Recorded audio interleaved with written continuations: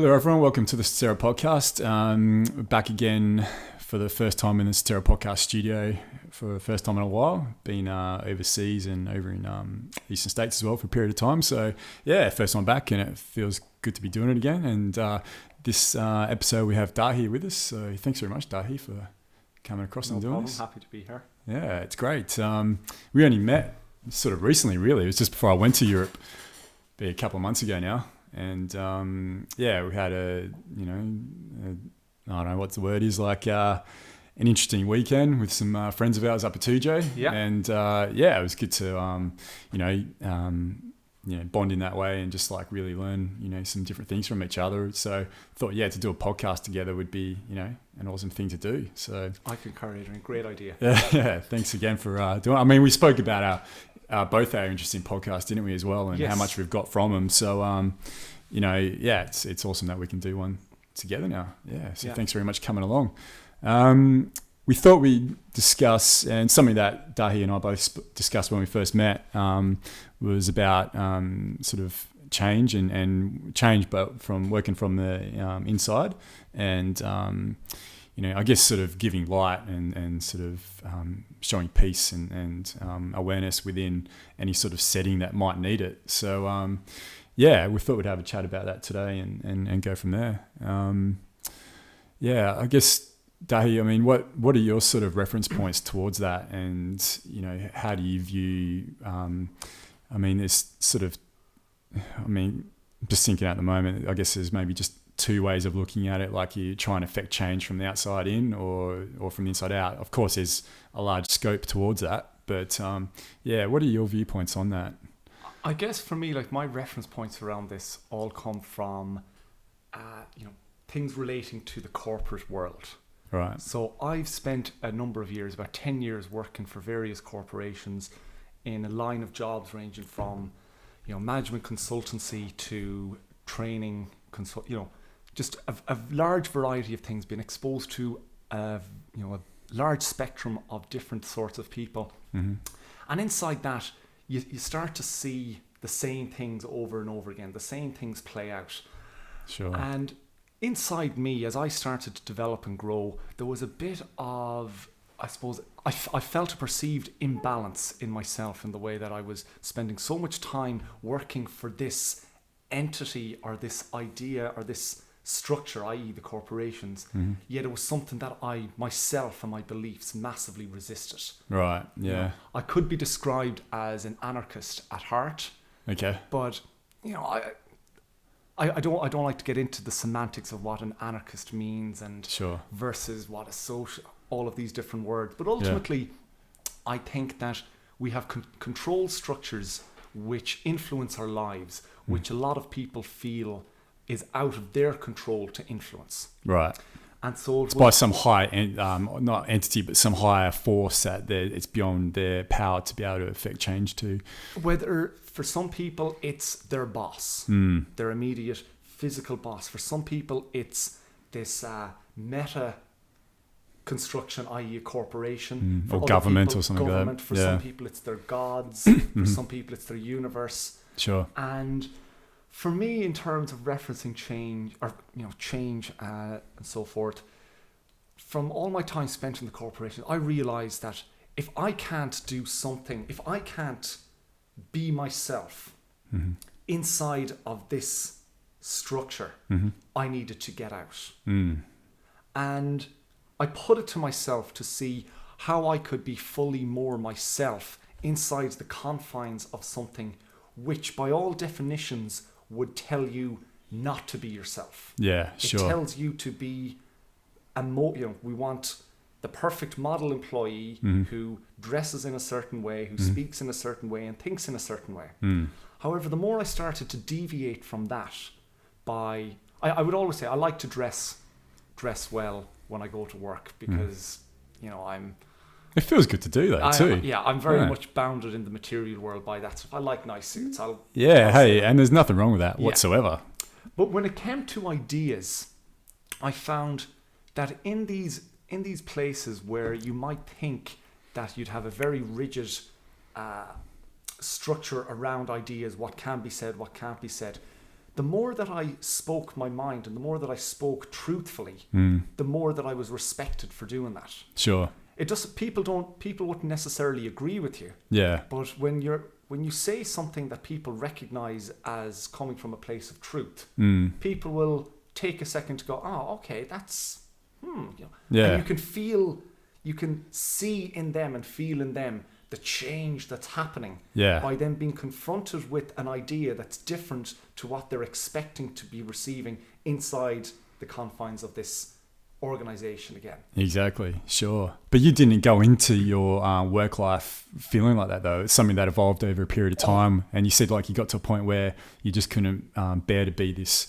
structured prototype of what a work employee is supposed to be. And you thought, okay, I'm either going to be myself now and think what I think and say what I say, or I've got to leave and do something else. Absolutely. When I started off as a younger man getting into that world, I was very much focused on things like getting the $1 million salary, becoming partner in the company by the age of, I was all of these expected goals, like the carrots that are dangled in front of people when you enter into the corporate world. I was striving for the carrots. Sure. And I thought the carrots were what I wanted. They're hypnotizing, aren't they? Yeah. I identified with the carrots and all the trappings of the carrots.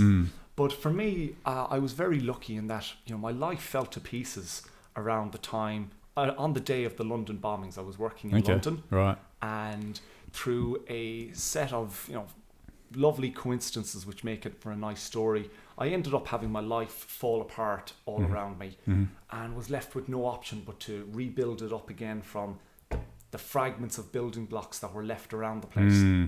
And as I started to build it up again, I realized that the person that I really was quite removed from that person that I thought I was. Sure. And there was a big change. And so from there, I was because of my experience and, my resume and what, this is what I do, I was going back into working again, but I was going back in now with a different perception. Right. Yeah. And once your viewpoint on something has been changed in such a drastic way, you can't help but see every situation differently. Yeah, definitely. And from there, my own growth, started going deeper and wider. And over time, I realized that, I don't know what the right way to say this, but I felt somewhat of a duty of care to share anything that I have, that I've learned, that's worth sharing with people who want to learn. It's like a responsibility, really. I would say I'm careful. A good with responsibility. I'm careful with my words around that because I don't like to imply that I want to, say that I know what's good for you. For somebody. Sure. I just like to kind of watch a situation and see if I can notice somebody who recognizes something in what I might be doing, where I know that they would appreciate being given more of an insight into it. Yeah. Right. So the most common one that I come across is people who are stressed out often ask me why I'm not stressed out. Because we'd be working side by side doing pretty much the same job under the same pressures, and I don't get stressed out anymore. I used to get massively stressed out, but learned techniques that help me with dealing with the stress. Sure. And then people recognize that, and I know that it'd be something that would interest them. And as opposed to me, standing up in a soapbox inside the office and going, everybody should meditate. Yeah. Meditation will fix you all. Sure. I just sit there and I just do what I do. Yeah. And if somebody recognizes, as I said, something that they're interested in, which they will. Yeah. Which they may, then I'm more than happy to bring something to that equation and, let's work out, let's expand it through conversation. Like I spend an awful lot of my time with my work colleagues trying to have conversations with them about things that fall outside of the direct filter of what it is you should be thinking and what it is you should be experiencing. Sure. And you discern that just by first just analysing what's going on around you and picking up from what people are saying to you and the energy they're putting forth from you. You're able then to discern what needs to be said or what needs to be done or how you need to act. Pretty much. It's, when you first meet someone, it's very difficult to judge just based on physical and external appearances. Where is this person in their life or whatever it might especially be. when you first meet someone. Yeah. Especially, yeah. But when you think about it, if you work in wherever you work, most people spend anywhere from 6 to 10 hours a day with a group of people. Yeah. That group of people, whether you like them or not, are essentially your closest living companions on this planet. Sure. In an awful lot of ways. You can spend more waking time with them than you might do with your partner or your children. And so I think that there's definitely something to be gained by recognizing that, we're all in this together, and if I can learn from them, and if they can learn from me, and if we can all learn from each other, we can make this situation better. However, we seem to spend a lot of time, as I said, bounded by, these are just people that I work with. Yeah. I'm here to do my work and be a good employee, and that's it. Yeah. Go home, spend my paycheck, whatever it might be. Yeah. And I think there's more to life than that. Yeah, there is. But why do we make such a separation when it comes to work than to the rest of our life? Especially given, like you said, it's such a large period of our time. Our time is spent per day or per week in this work environment. But we make such a separation between we actively try and do things that give us some sort of even in a passive level happiness and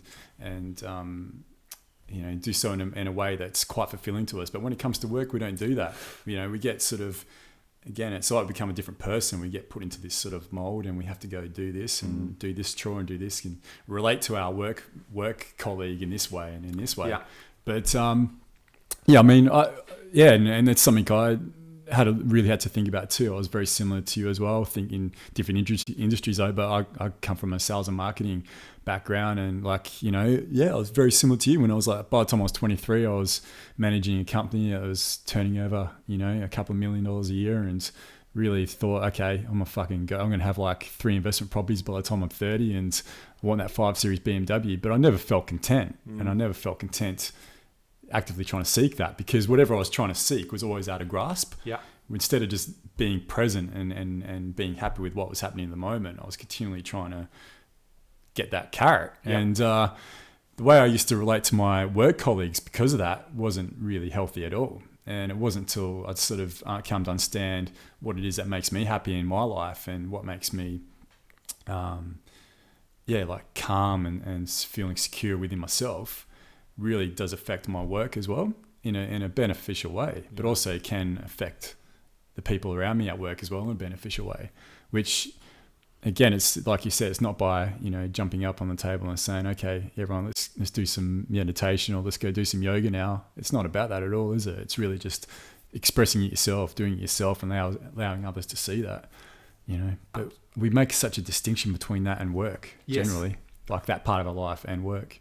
I think something that's at play here, I can only, my experience comes from a lot of working in a lot of large multinational corporations. And I think there's somewhat of a difference between those organizations and smaller organizations where, I think in smaller organizations, there is more of a free rein for people to bring their personalities into the environment. But in the large corporations, there is a serious amount of conditioning, which happens by the very nature of being there all the time. Right. It's just a normal process. It would be described as internal communications. Right, okay. For example. Sure. And internal communications would do things like distributing news stories to everybody in the organization, saying this is what the corporation is doing this week. This is where the corporation is referenced in the news, and providing context around the corporation, what the corporation represents, where it's going, and I suppose defining that model that people setting that model in people's minds, kind of saying, if you want to progress in this organization, we're showing you the model. Yeah, sure. Up to you, how you do it. But it's not really.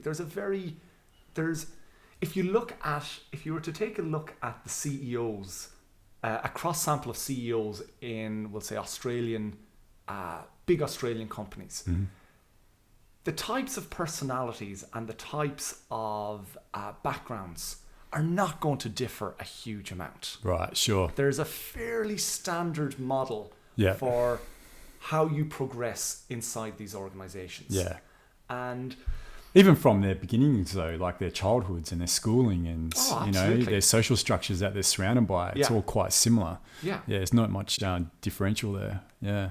And so inside organizations then, when you have people who, we'll say, may not normally fit that model that's been projected onto everybody, it creates fear.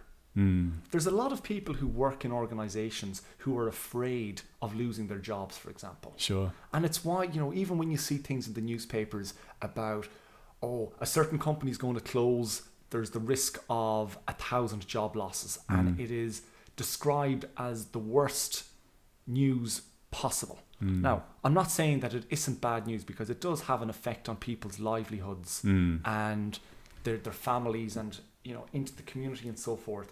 But to put it in perspective, life goes on and there are other I'm a big believer that when a door closes, a window opens, or something like that. And definitely. It's just the conditioning again around the idea of losing your job means that people really have to decide inside themselves, am I willing to push myself right up to the limit of my fear, losing my job, for the purpose of being myself sure. in this environment. And it creates a big kind of a internal dilemma with people. And I think that dilemma then plays out in the fact that a lot of people aren't engaged in their jobs and their lives, and they create that separation where I'm going to go do this for a few hours per day, so that and then at the weekends I'm going to completely snap out of that and go do this fun stuff which is truly me. Sure. And I identify with this so much. And I've just, as I said, I've noticed a lot of fear in people, and it's understandable, as I said, considering the information and the influences that come internally through the company and externally through media and society. Yeah. So it doesn't need to be that way though, does it, Daithi? I mean, it's like a lot of our economy, monetary economy, and either through business, work life, or whether it's marketing or sales especially, is really based around fear. Yeah. And making people fear so that they then go and consume, or so that then they work harder. But what it really disallows is creativity, I believe. You live in that fear bubble, and creativity really is set aside. But it's what we as human beings really need. It's our most valuable tool for our evolution and for our ability to be able to make a better world is creativity. So the way I see it, really, the best thing for us and for our overall happiness is to allow people to be themselves and to create. But it seems like, to me, we're just stuck in this fear model, for lack of a better phrase, because that's the way it's just been done for, well, I don't think it's been like that for eternity, but it seems to only be maybe since the Industrial Revolution or something like that, And with this new business and maybe the technological age is changing a little bit, I'd like to think it is. But yeah, we still seems to be within this bubble, especially when it comes to the mining industry and oil and gas industry and all the businesses that picks up with that. It's all based around fear, rather than love and creativity and happiness. Well, fear controls. Yeah. And fear is, and especially in these environments where you're asking people to do things that, if they were to examine themselves, in a deep and conscious way, they'd probably find a lot of conflict around what they're doing. I find that conflict working for a global mining company that goes around, on paper, do everything by the book, But it's very easy to do things by the book when you're responsible, when you influence the people who write the book. Exactly. Yeah. Sure. And so I have internal conflict around that. And I recognize as well, I'm bounded by my fear of, I don't want to be, I'm not at a place yet where I can roam the world freely without thinking about the consequences of having no money or somewhere to live and so forth. I recognize it as a possibility. Yeah. I'm not there yet. Sure. But it's something that I would ultimately aspire to. Yeah. But you'll get there. I got no doubt. I was just thinking the other day, actually, I've got a lot of since I started growing a beard a year and a half ago, I inevitably get a lot of comparisons to a guy who lived a couple of thousand years ago who left a bit of an impression on the planet. And I think he's a great guy. Great guy. I don't identify with his followers that much, but I do think he had a couple of things down. Yeah. He was all about love. Everybody should love. And he roamed around wearing a loincloth. Sure. And that was it. Yeah. He was just, I'm here. Yeah. This is me. This is all I'm bringing. And it was more than enough for people. And I was like, that's... And the universe supplied, really. And so up until his untimely death. Yeah, it didn't work out too well yet. But, yeah. But, it's my real belief is that if everyone just did that, if everyone just took themselves out of that fear position, and it's on different scaling factors. Some people live in more fear than others, and I'm sure even myself, there's a part of me that lives in a fear that prevents me from doing what I truly want to do and creatively, especially, or whether it is to just fuck off and go and live somewhere else around the world and experience that. But if we all did that, I think it would be like we'll have a period of time where it's going to be a huge adjustment and the economy will shit itself and all that. But I really think, it will correct itself. You think about yourself when you, like you said, you started living more in line with your true self, and I started doing that as well. And what fucking life has given us since then, it's been quite amazing. Yeah. If we do that on a global level, look out, things would definitely change. Absolutely. I'm with you 100%. However, I always bring the kind of the reservation and the skeptical side of things. Having seen look at it from both angles, having seen how much of an influence corporations have in shaping our society, the ideas that that you're talking about there would currently encounter massive resistance in society. Sure. All you have to do is tell people that you're quitting your job to go explore the world, and they'll go, are you mad? Why would you leave this well-paying, stable job that you could stay in until you're 65 and retire to go out there into the unknown and explore?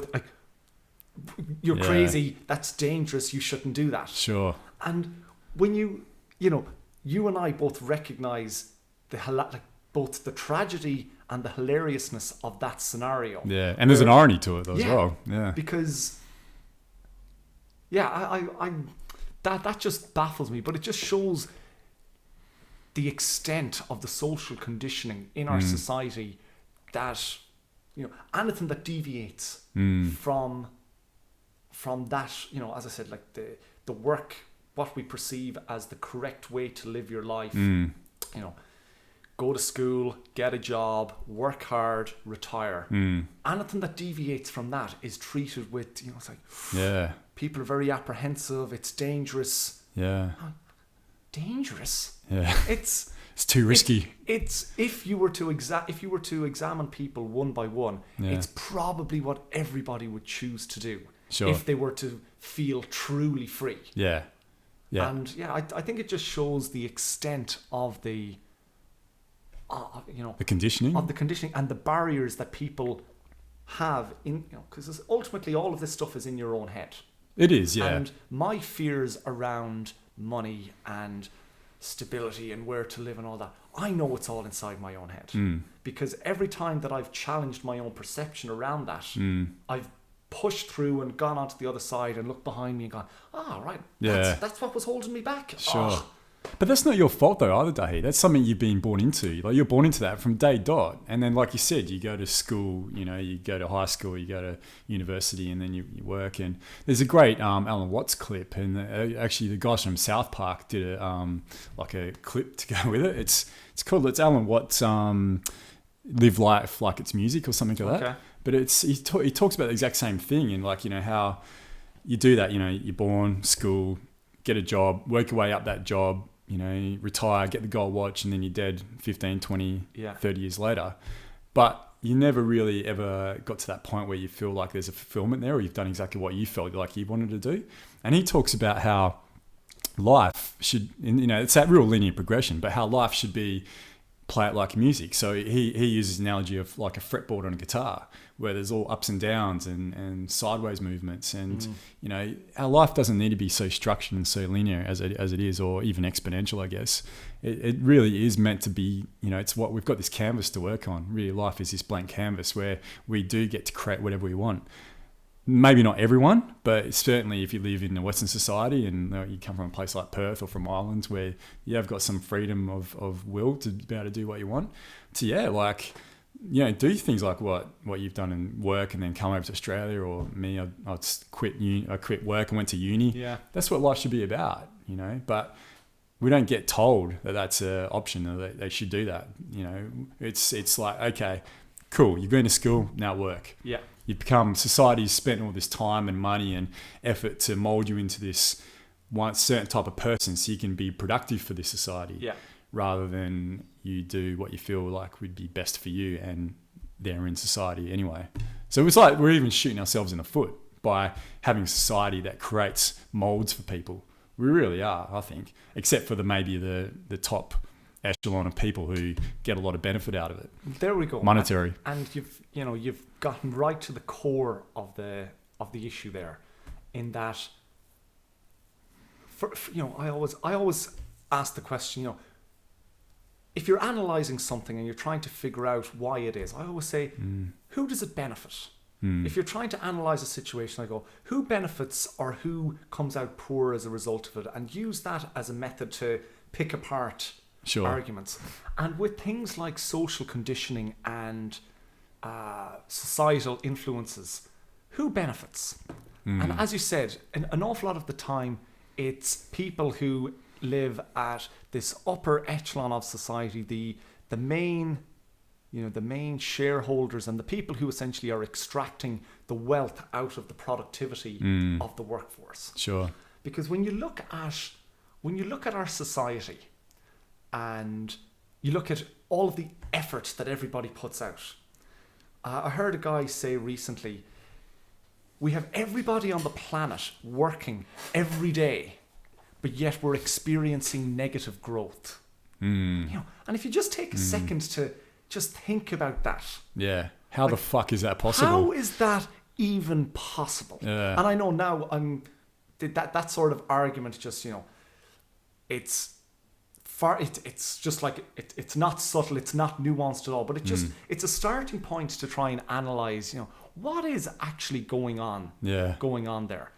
And in terms of bringing it back to the societal conditioning, ultimately the perception inside organizations whose sole objective is to make money, and if you're a corporation, essentially your sole objective is to make money, is to return value to shareholders, not necessarily to make the best product available, or do things ethically, it's to make money, and that's the model that has worked for a certain amount of time to advance us to where we are.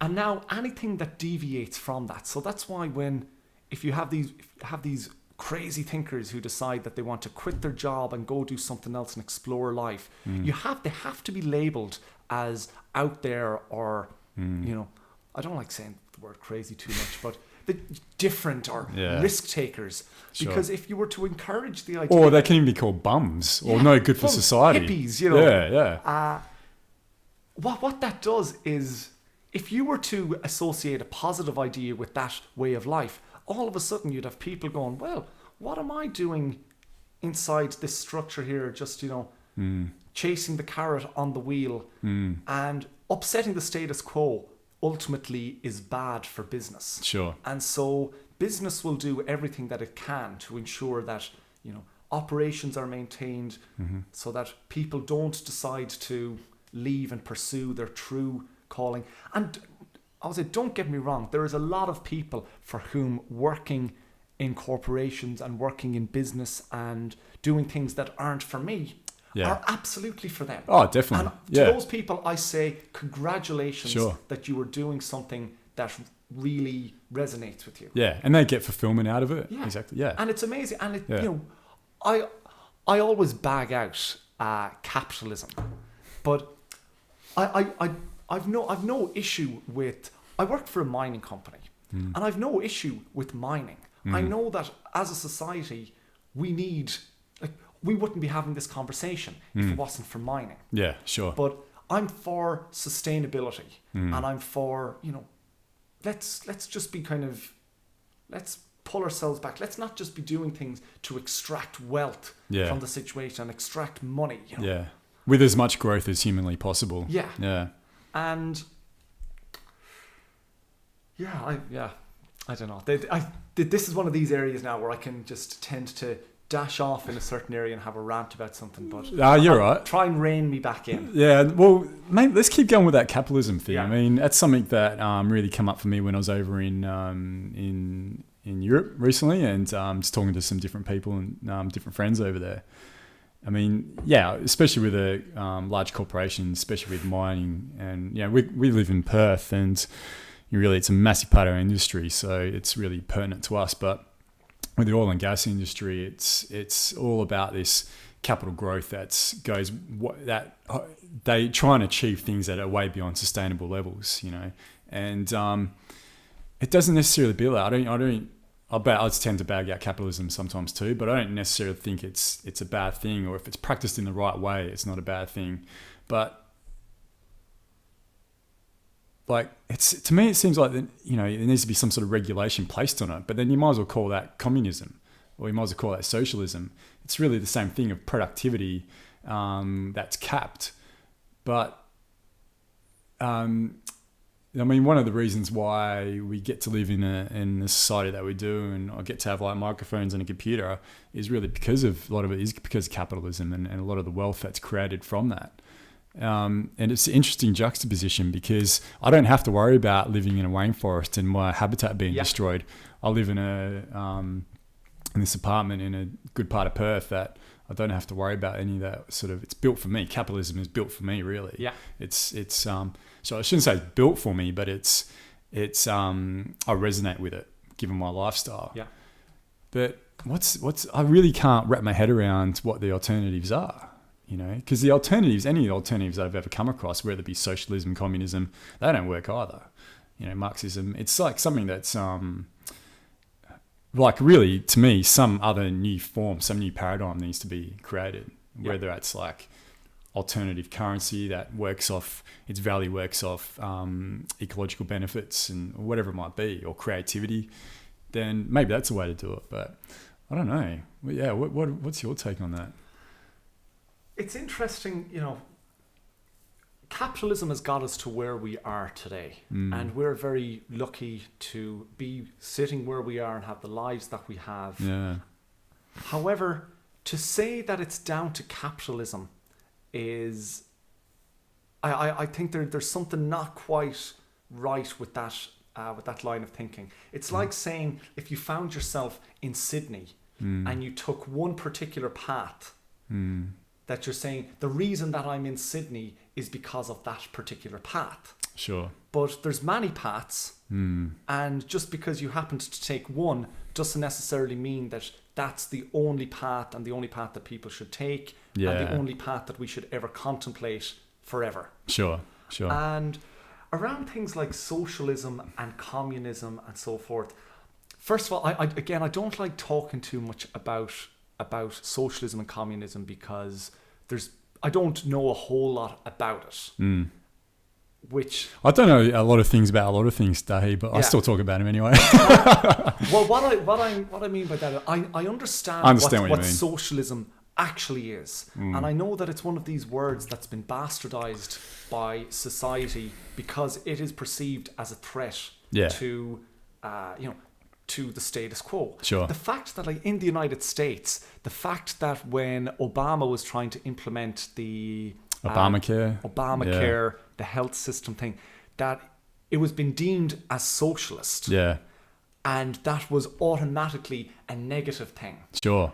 But it was even negative towards the people that would have benefited from the most. Yeah. Like especially the people that were living below poverty levels, and they've got this idea of capitalism is going to save us and we're going to get out of this rut that we're in and get out of poverty. And, but yeah, anything that's based on a socialist, they probably don't even really understand the benefits they get from it, but they've been so conditioned to think that socialism is a bad thing or is a weakness or whatever it might be, that they went against it. When ultimately it would have just helped them. Exactly. And all of the examples that we have of things like socialism and communism are taken from very specific examples, which will be used by opposing sides of the debate to show, because it didn't work here and then, it'll never work. Yeah. And I go, that logic isn't completely right to me. No.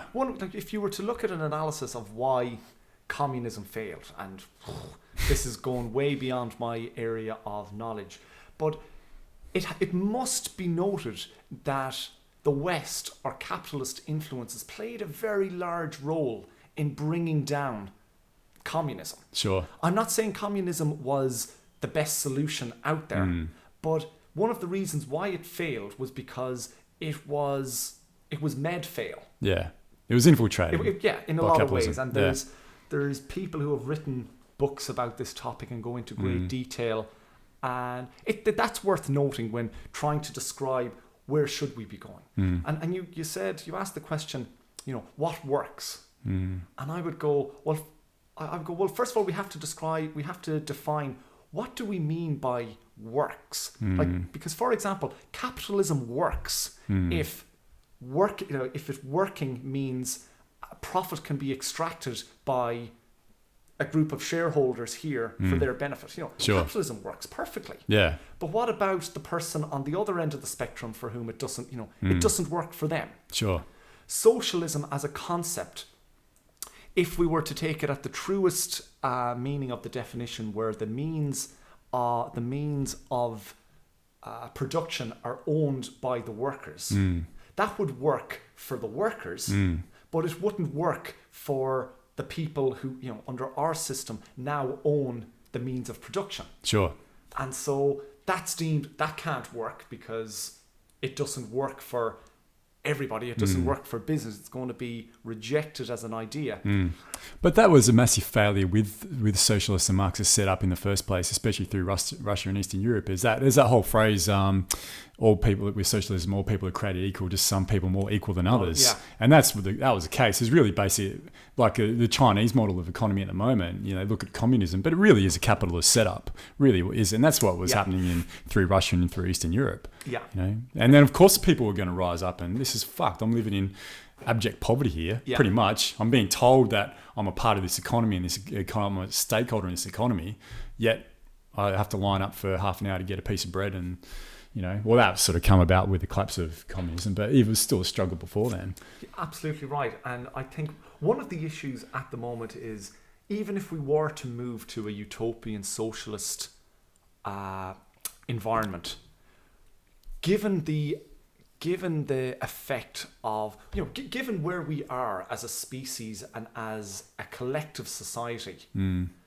we're not ready for something like that yet. Because there would be people who would aspire to rising up inside, the whatever organization, so that they could, take over the ego thing. And that's what we saw in Russia. We had dictators. Yeah. And essentially people who, when we take it up, let's pull it into kind of I don't know what the word is. Let's pull it into another kind of guys. People who just on an internal level and where they are on their kind of conscious journey are not fit to lead. Sure. And something that I've observed and I've heard various people say it is that anybody who wants to lead is generally not fit to lead. Shouldn't lead, exactly. It should be the guy you have to drag kicking and screaming. Yeah.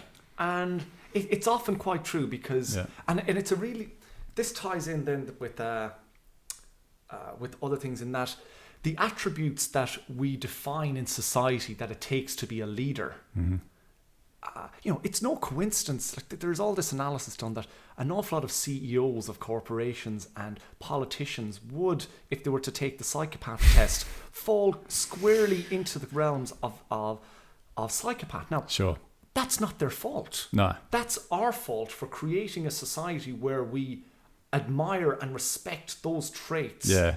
Under the guise of getting things done and being ruthless and extracting the dollar and, Yeah, we turn a blind eye to it though, don't we? We and allow people that have those tendencies to get into power because they give us some sort of comfort, like whether it's in a material world or some feeling of feeling safe. But we allow that, and a lot of times we say things like the term "them." Yeah. Like, them, they created this for me. That I'm that prime minister or that president. It's all about them, but it's us. It's really us. We're the ones that created that system where people who aren't doing things for the best interest of other people are the ones in power. Yeah. That's really what it is. And we've created that. We've given that power, but we also have the power to take that back as well. Absolutely. If we can just fucking wake up.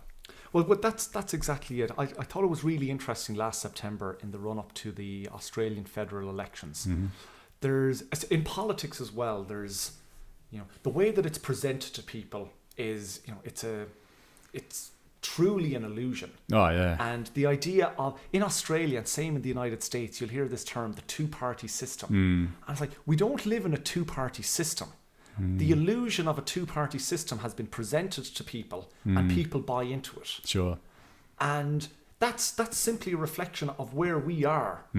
Because if we were more, more diligent in our analysis of situations as a society, and we were more interested in understanding the forces that affect our lives, none of us would stand for the idea. No one would stand by and say, when they hear the words two-party system being used, no, it's not that. We'd cut it off right at the bud. Sure. But that's one of these things that's creating this. It's another illusion that's presented to people. Yeah. And ultimately, when the Liberal Party got their majority and were elected into government, I personally was disappointed because a lot of their policies wouldn't align with what I would, in my opinion, are what's best for the majority of people or for the country. Sure. I think that the Liberal Party very squarely set themselves up to benefit people and organisations, as they say, on the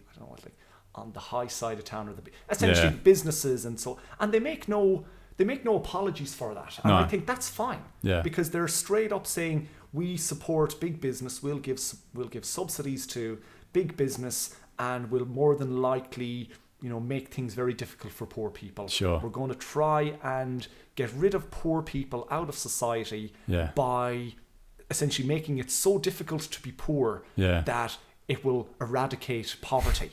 That's between the lines, but what they actually come out and say is that this is the best way to be able to create a thorough course of wealth creation through the whole population by helping out big business and allowing big business to pay less tax or whatever it might be. Yeah. And that's worked so well up to now. Yeah. But it has changed. I think it has changed. I think more,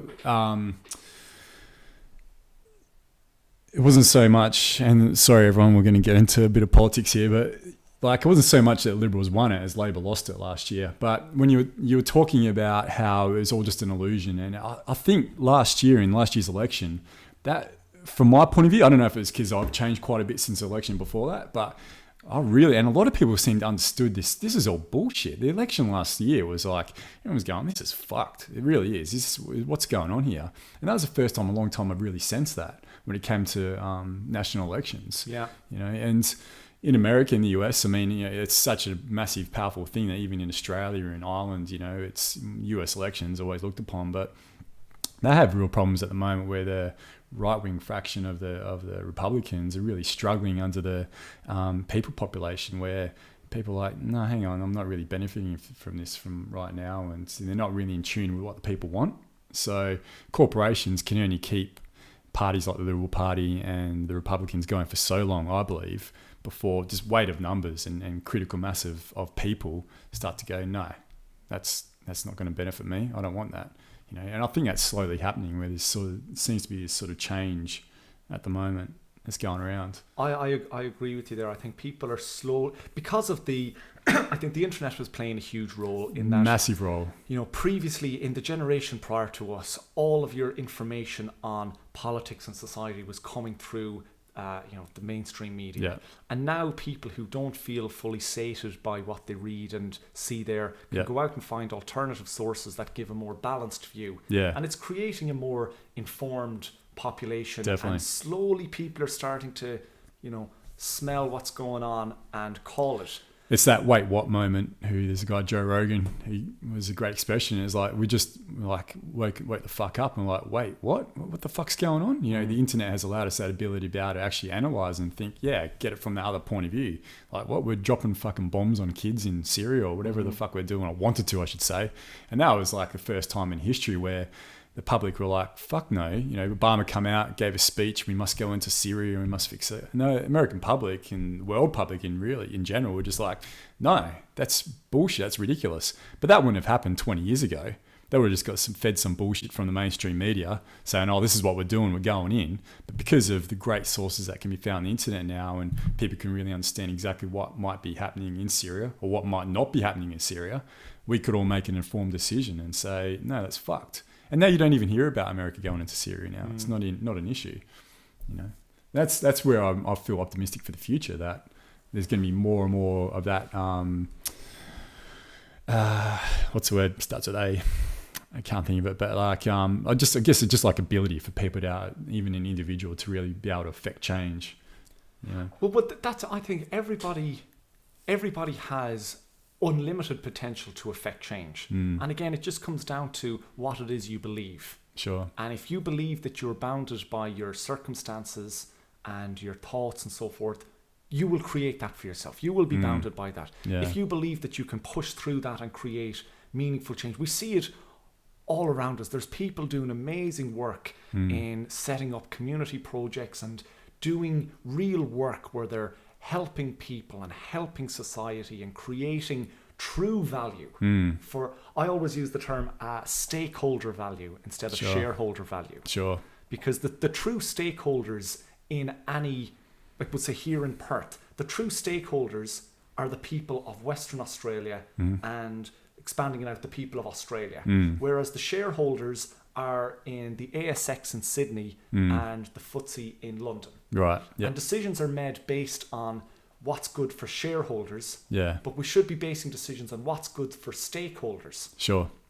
And the environment is a stakeholder as well. Absolutely. The Mother Earth is a stakeholder as well. Exactly. Yeah. We forget that though. We live here, we have to drink the water. Yeah. So ultimately, what's good for the environment is good for us. Yeah.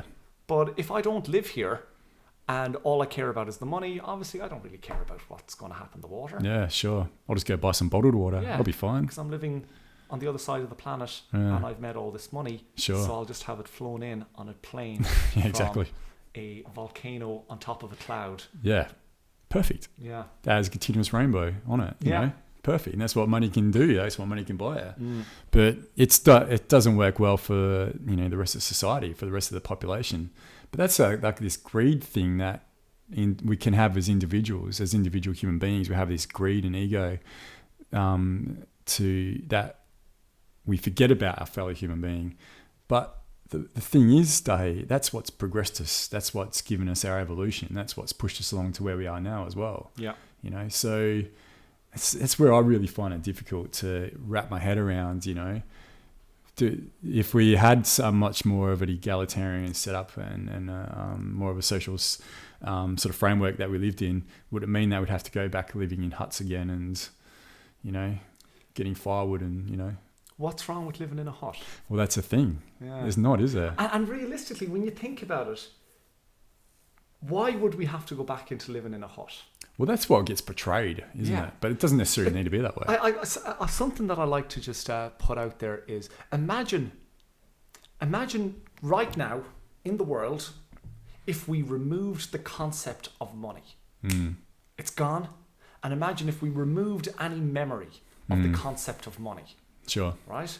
Would there be enough food to feed everybody? Mm. Would there be enough materials to build houses? We'd have everything that we have and that we need. Necessity would dictate that. It would dictate that, except the driver being like the extraction of money, this idea of money would be gone. Yeah.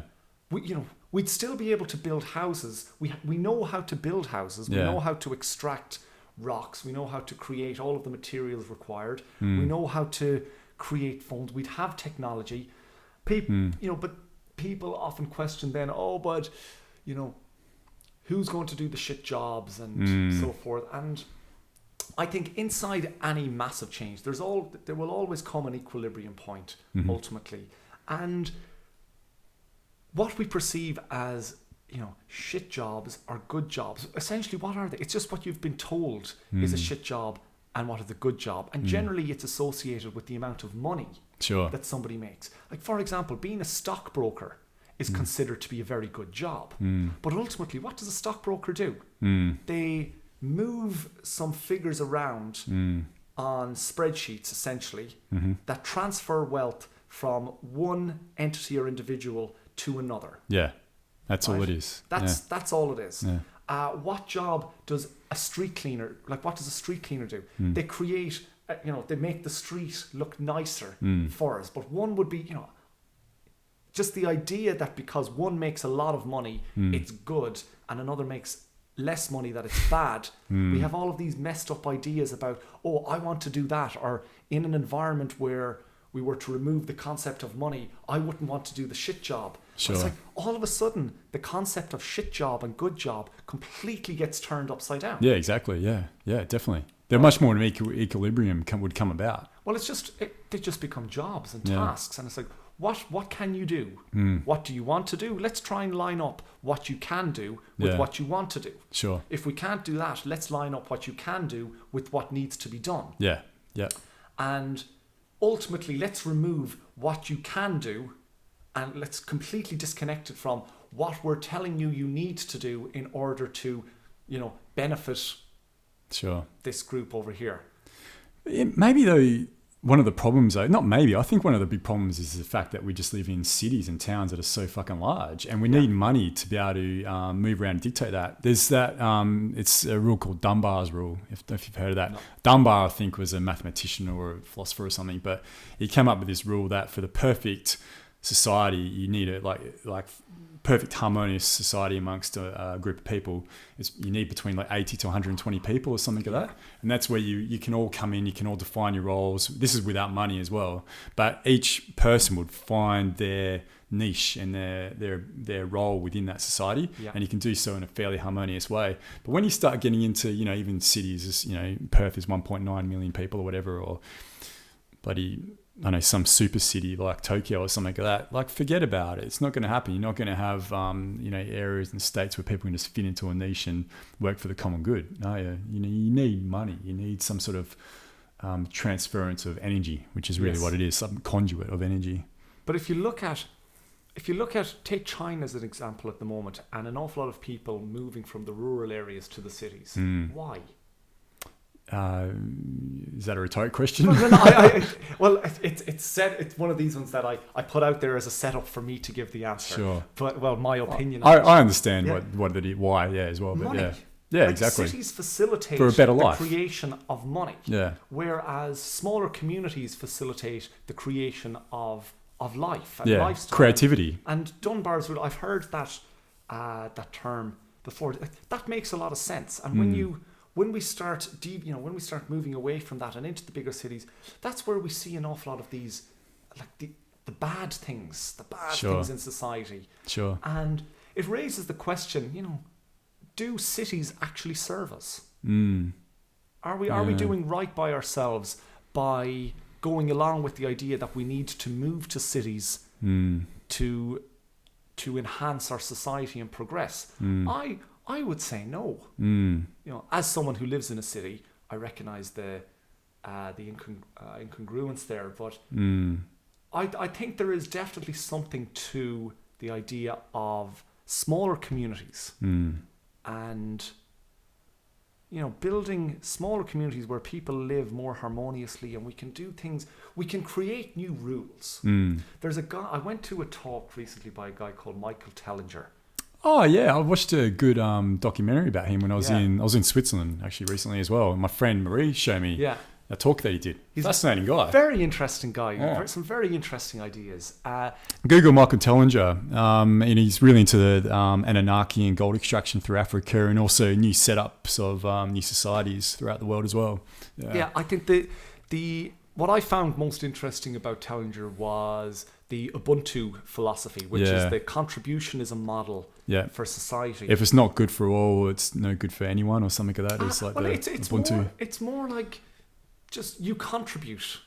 If you contribute a few hours of what it is you can do to your community, you will be provided for. Sure. And on a conceptual level, I've read the book, and I will say, when I read the book, one of the concepts that he talks about is it's a world without money. Yeah. And I will say I found it really difficult to imagine that. And that in itself, for me, I was lying there reading it, and the fact that I was having difficulty imagining what he was describing in a book. I can read Lord of the Rings, for example, and I've no problem imagining, dwarves and elves going through underground caves and coming out somewhere else. Sure. But when somebody describes a world without money, my imagination goes, oh, we don't have the building blocks to create this situation. And I really had to spend time, wrapping my mind around it. Yeah. But that's because it's not in our popular culture, though. Like elves and fairies, that's really based within our popular culture. That's absolutely right. Yeah. And the concept of elves and all these fantastic ideas, we're served up daily doses and monthly doses through various sources in our media. Yeah. Could you imagine picking up and reading a newspaper that has a section all about communities that are, trying to build a sustainable way of life where there will be no money exchanged and not even barter, but just where everybody contributes? No. Yeah. But the thing that really stayed with me from Michael Tellinger's talk was, he said he doesn't expect the Ubuntu model or the contributionism model to overtake capitalism. And, when you sit down and analyze, like, the situation that we're in now is so strong and pervasive in our society and in our minds that we can't just come along and go, oh, let's just flick the switch and turn things around and start doing it differently. But based on what we're seeing inside things like global financial markets and banking consumer confidence in banking, excuse me, with the various things like the Libor scandal, the collapse of Lehman Brothers, and people are starting to wake up and realize that maybe these models that we have aren't completely serving us, and there could come a time when our financial model, our global financial model, could potentially collapse. Like there is theoretically practical possibilities where it could collapse. Yeah, and we've all seen that now. Yeah. And inside a scenario like that, if it would have drastic effects in our society and bring about change immediately just through the sheer necessity. Sure. It's at points like that where Tellinger would go, then contributionism could be held up as a viable alternative. So what he proposes is you set up in your small community and you encourage contributionism in whatever way that you can. And it's possible for a small community to set up that environment. And in the time then, if the shit was to hit the fan, people would be looking around to go, okay, we've a chance to rebuild our society. What model are we going to use? What are these guys over here doing with their content? Yeah. How does that work? Sure. And it's at a time like that where it would be taken more seriously and not just dismissed as a crazy socialist idea. Yeah, definitely. Maybe we need that. Maybe we need that massive shift, a massive break to be able to reset and work on something similar to his model with the Ubuntu model. What I really liked about his model as well is that he wasn't adverse to the notion of surplus and having surplus either, which is basically the capitalist model. Yeah. But he said instead of surplus going into the hands of one or two people, it's to be shared amongst like other villages or even within the village itself. Yeah. But predominantly any surplus should really be shared amongst the other villages, and any surplus so one village might have a surplus of shoes, or another might have a surplus of wheat, whatever it might be, and then they can trade with those surpluses rather than it going to the hands of a greedy few, which is what the current capitalist model that we have is really all about, is creation of surplus. Yeah. In which goes, and then whoever else is within that community, whether it's a community of 80 million people, they just get like little pickings, like almost like throwing breadcrumbs at a pigeon. Yeah. So. It's right. But just harken back to what I was saying about the difficulty I had in trying to conceptualize the society that Michael was referencing in his book. It really gave me it was a really shocking experience for me in some ways, because I consider myself to be really open-minded and able to, hold various ideas in my head at the same time without accepting any of them. But the difficulty that I had in just imagining what he was describing and trying to picture how it would work showed me, wow, like I am deeply ingrained, and like I have a lot of, for lack of a better word, like programming installed, which is really, really strong. But it's good that you were able to get that reference for where you are then as well by reading that book. Yes. It allowed you to show whereabouts on that line you are. And you're like, okay, this is where I am. This is what I can look at doing now. Yeah, which is great. And so the fact that I, in my amazing open-minded state can be challenged, like so challenged by something like that sort of idea, it brought back to me how challenging other ideas can be for people who, even by their own definitions, wouldn't be as open-minded. Yeah, sure.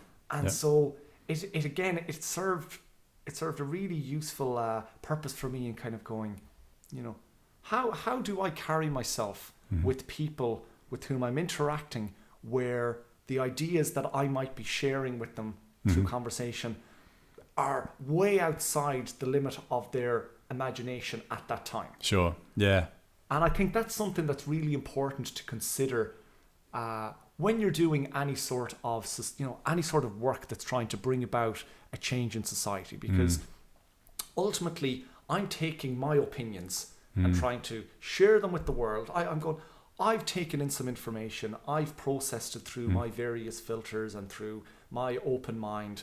And it's worked for you. And I'm going to lay it out here, and I would like people to engage with me and to discuss this and see if we can, do something with it. But especially, so kind of tying it back to where I work and inside the corporate environment, where there is the quite conservative and closed mind perception on ideas that are outside the norm. You have to be very clever in how you bring those ideas so that they're not just instantly rejected. Yeah. Or not even rejected, not even comprehensible for that person. Yeah, exactly. Yeah. Exactly. Yeah. And I'm a big believer that if you're communicating with somebody and they don't understand you, that's your problem. Exactly right. It's not their problem at all. No. The onus is not on them to understand. The onus is on you to explain it in a way that's relatable to somebody. Sure. But I was guilty of that past, of getting judgmental towards people that weren't understanding what I was trying to say to them. And like, I used to be like, what the fuck's wrong with you? Don't you get it? Don't you get it? Don't you get it? But that's my bullshit. That's my problem. Absolutely. It's not theirs at all. Yeah. Yeah. Do you have, we might wind up, I think, but do you have one, like if someone that's in a certain career, whatever it might be, whether it's accountant or a teacher or a fireman or whatever it might be, do you have like one, if someone, is feeling discontent within their life and especially in their work life, do you have like one piece of advice that you think you could give them and something that would help? Yeah, I'm going to overstep the boundaries. I'm going to give two.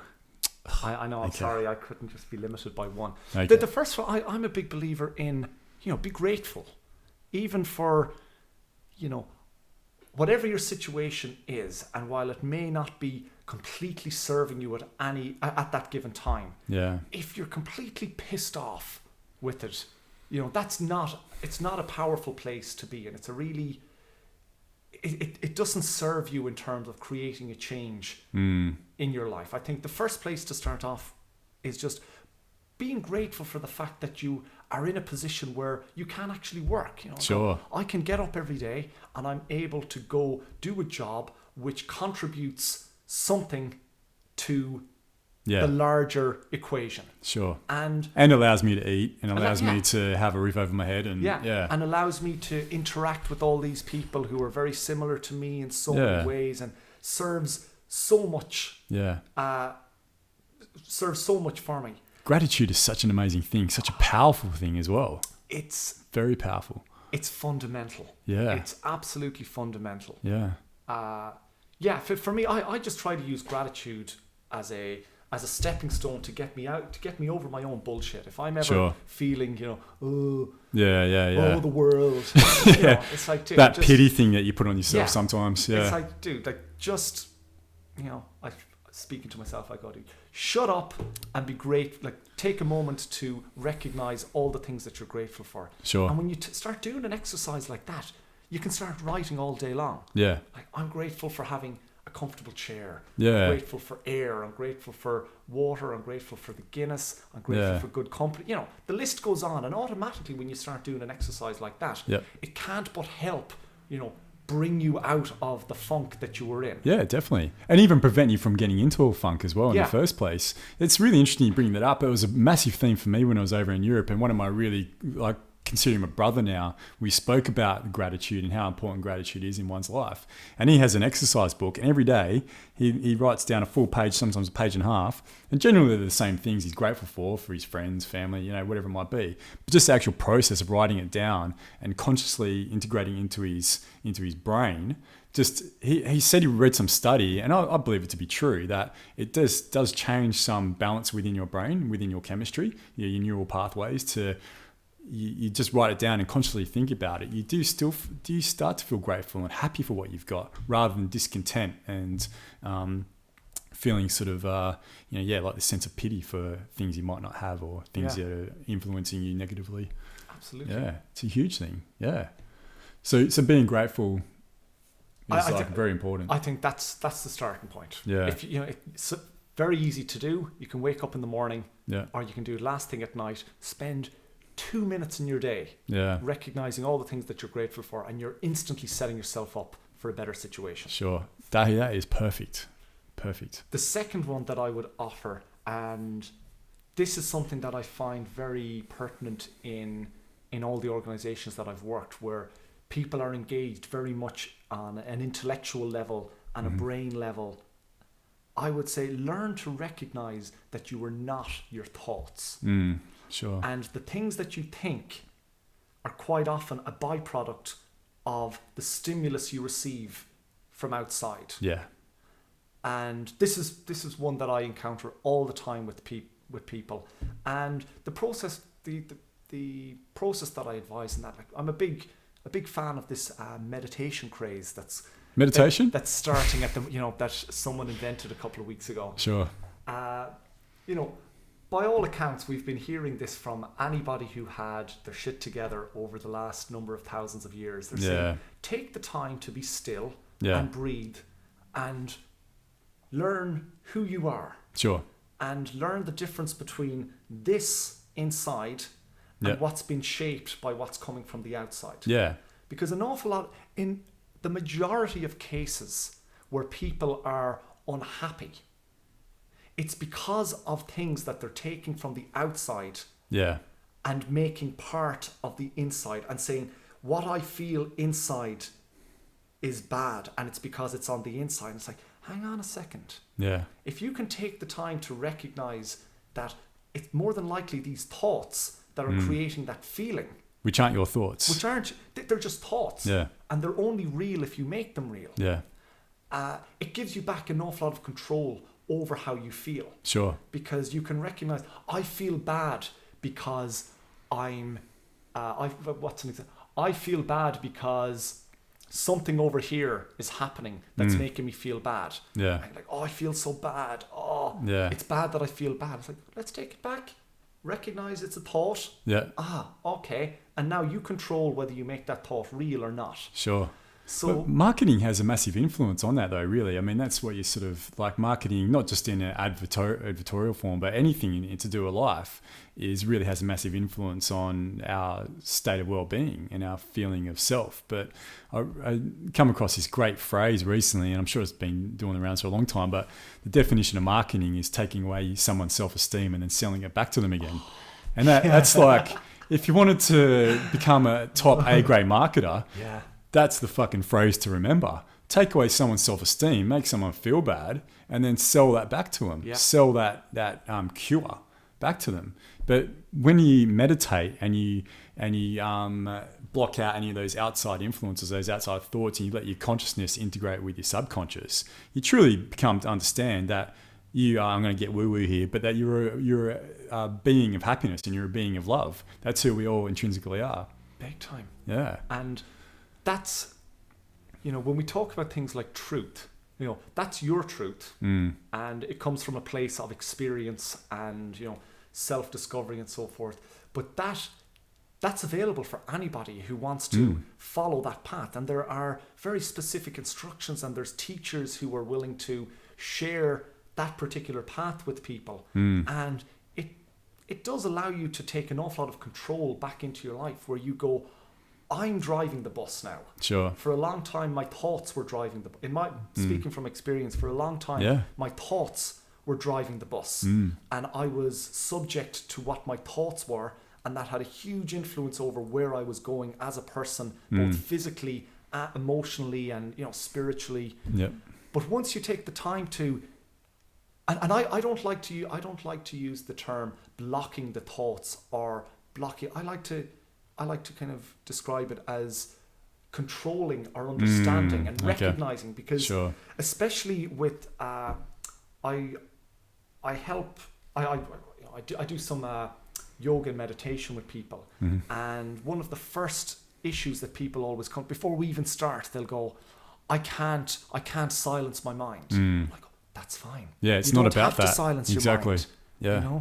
It's just about recognizing that there's thoughts there, and that you can control them and put pauses between them. Yeah. And I say to people who want to meditate, if you're goal orientated and you need a way to measure your progress, start by trying to put one breath between your thoughts. Sure. See if you can focus on one breath. Yeah.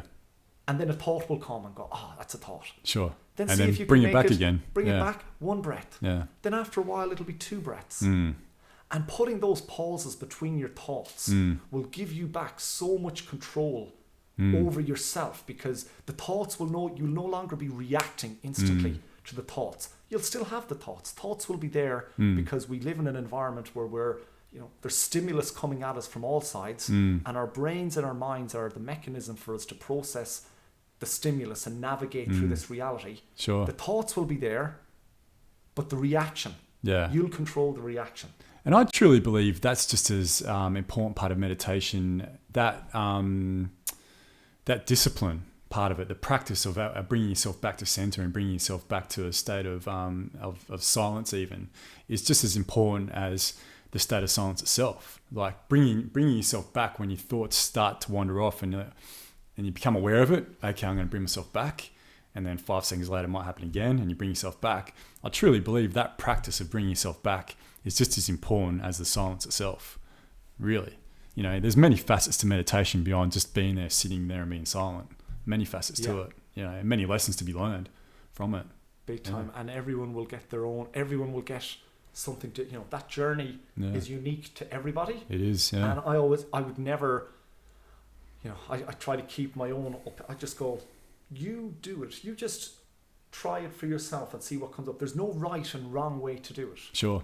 Just breathe. Yeah. Just breathe. That's all. Yeah.